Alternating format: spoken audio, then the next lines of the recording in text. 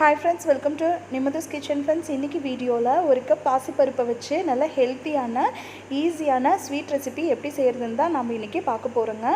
இது குழந்தைங்கள்ல இருந்து பெரியவங்க வரைக்கும் எல்லாரும் விரும்பி சாப்பிடுவாங்க. வாங்க இந்த ஸ்வீட் ரெசிபி எப்படி செய்யறதுன்னு பார்க்கலாம். இந்த ரெசிபி பண்றதுக்கு நான் இன்னைக்கு 200 கிராம் அளவுக்கு பாசிப்பருப்பு எடுத்துர்க்கேங்க. கிட்டத்தட்ட 1/4 கப் அளவு இருக்கும். இப்போ இத வந்து நம்ம panல சேர்த்துக்கலாம். panல சேர்த்துட்டு ஸ்டவ் மீடியம் ஃப்ளேம்ல வச்சு 2 ல இருந்து 3 நிமிஷத்துக்கு நல்லா வறுத்தி விட்டுக்கலாம். இந்த பருப்போட வறுபட்ட மணம் வர வரைக்கும் நல்லா வறுத்தி விட்டுக்கலாம். பருப்போட கலர் வந்து லைட்டா சேஞ்ச் ஆகி வந்தா போதும். பருப்பு வந்து நல்லா கருகிர கூடாது. அதனால நம்ம நல்லா வந்து மீடியம் ஃப்ளேம்ல வச்சு நல்லா பருப்பு வறுபட்டு வர வரைக்கும் நல்லா வறுத்தி எடுத்துக்கலாம். இப்போ பாருங்க பருப்பு வந்து இந்த அளவுக்கு நல்லா வறுபட்டுருச்சு. அந்த வறுபட்ட மணம் வருது. இப்போ வந்து நம்ம அடுப்பு ஆஃப் பண்ணிட்டு இத நல்லா ஆற விட்டுறலாம்.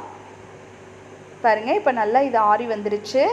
இப்போ இத வந்து மிக்ஸி ஜார்ல சேர்த்துக்கலாம். நாம மிக்ஸி ஜார்ல சேர்த்து நல்லா எந்த அளவுக்கு முடியுமோ அந்த அளவுக்கு நைஸா பொடி பண்ணி எடுத்துக்கலாங்க. பாருங்க இந்த அளவுக்கு. என்னதான் நம்ம வந்து நைஸா பொடி பண்ணினாலும் இதுல வந்து கொஞ்சம் குருணையா இருக்கும். அதனால நம்ம இத வந்து சலிச்சு எடுத்துட்டு வந்துறலாம். பாருங்க இப்போ நான் வந்து இத சலிச்சு எடுத்துட்டு வந்தாச்சு. ஒரு ஜல்லடையில நல்லா சலிச்சு எடுத்துட்டு வந்துட்டேன். இப்போ இது கூட வந்து நம்ம எடுத்த 200 கிராம் அளவு பாசிப்பருப்புக்கு வந்து நான் இன்னைக்கு 1 கப் அளவு நாட்டு சக்கரை சேர்த்துக்கிறேங்க. நீங்க நாட்டு சக்கரைக்கு பதிலா வெல்லம், கருப்பட்டி கூட யூஸ் பண்ணிக்கலாம். வெள்ளை சக்கரை வேண்டாம். வெள்ளை சக்கரை வந்து குழந்தைகளுக்கு கொடுக்கிறது அவ்வளோ ஹெல்தியா இருக்காது. அதனால 1 கப் அளவு நாட்டு சக்கரை சேர்த்துக்கிறேங்க நானு.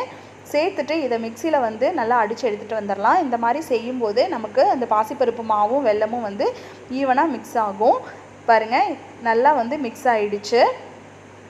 இப்போ இத வந்து ஒரு அகலமான பாத்திரத்துக்கு மாத்திரலாங்க. மாத்திட்டு சின்ன கட்டிகள் இருக்கிற மாதிரி இருந்தா நல்லா வந்து மாவை கலந்து விட்டுக்கோங்க. எல்லா பக்கமும் ஈவனா வர மாதிரி நல்லா கலந்து விட்டுக்கலாம். பாருங்க இப்போ மாவு வந்து நல்லா கலந்து விட்டாச்சு. இது அப்படியே இருக்கட்டும். இது கூட நாம ஒரு 5 டேபிள் ஸ்பூன் அளவுக்கு நெய்யை வந்து நான் சூடு பண்ணி வச்சிருக்கேங்க. நல்ல மிதமான சூட்ல சூடு பண்ணி வச்சிருக்கேன். அதை வந்து இதில் சேர்த்துக்கலாம். நீங்கள் நெய்க்கு பதிலாக ரீஃபைண்ட் ஆயில் பாதி நெய் பாதியும் கூட யூஸ் பண்ணிக்கலாம். நான் இன்னைக்கு நெய் மட்டும் யூஸ் பண்ணியிருக்கேன். இப்போ கொஞ்சமாக சேர்த்து இதை வந்து நம்ம நல்லா கலந்து விட்டுக்கலாம். நெய் வந்து சூடாக இருக்கிறதுனால ஒரு கரண்டியை வச்சு நல்லா கலந்து விட்டுக்கோங்க. பாருங்கள் உங்களுக்கு எந்த அளவுக்கு தேவைப்படுமோ அந்த அளவுக்கு நீங்கள் நெய் சேர்த்து நல்லா வந்து கலந்து விட்டுக்கோங்க. இப்போ கைகளால் வந்து கொஞ்சமாக சூடு ஆறுனதுக்கப்புறம் கைகளால் நல்லா கலந்து விட்டு பார்க்கலாம். இந்த மாதிரி நல்லா வந்து அழுத்தம் கொடுத்து நல்லா கலந்து விட்டுக்கோங்க. அப்போ தான் எல்லா பக்கமும் ஈவனாக நமக்கு வந்து மிக்ஸ் ஆகும். இப்போது கலந்து விட்டதுக்கப்புறமா கொஞ்சமாக கையில் எடுத்து பாருங்கள். லட்டு பிடிக்க வருதான்னு பாருங்கள். உதிர்ந்து வந்துச்சுன்னா இன்னும் கொஞ்சம் நெய்யை கூட நீங்கள் சூடு பண்ணி ஊற்றிக்கோங்க. நான் ஒரு டேபிள் ஸ்பூன் அளவு நெய்யை வந்து சூடு பண்ணி வச்சுருக்கேன். அதையும் இதில் சேர்த்துக்கலாம். சேர்த்துட்டு நல்லா வந்து பிணைஞ்சு கொடுத்துடலாம். பாருங்கள் இந்த மாதிரி நல்லா பிணைஞ்சு விட்டுட்டு இதை வந்து ஒரு 2 நிமிஷத்துக்கு அப்படியே விட்டுறலாம். அதுக்கப்புறம் லட்டு பிடிக்க ஆரம்பிச்சிடலாம். இப்போ கையில் கொஞ்சமாக நெய் தடவிட்டு இதிலேருந்து கொஞ்சமாக மாவு எடுத்து நம்ம லட்டு பிடிக்க ஆரம்பிச்சிடலாம். நல்லா டைட்டாக பிடிங்க. அப்போ தான் வந்து நமக்கு மாவு வந்து பிரிஞ்சு வராமல் இருக்கும். நல்லா டைட்டாக அழுத்தி இந்த மாதிரி ஷேப்பில் சின்ன லட்டாக பிடிச்சிக்கோங்க. ரொம்பவுமே டேஸ்ட்டாக சூப்பராக இருக்கும். இந்த மாதிரி குழந்தைங்களுக்கு வந்து ஸ்நாக்ஸ் செஞ்சு கொடுத்தா அவங்க வந்து திரும்ப கேட்டுகிட்டே இருப்பாங்க.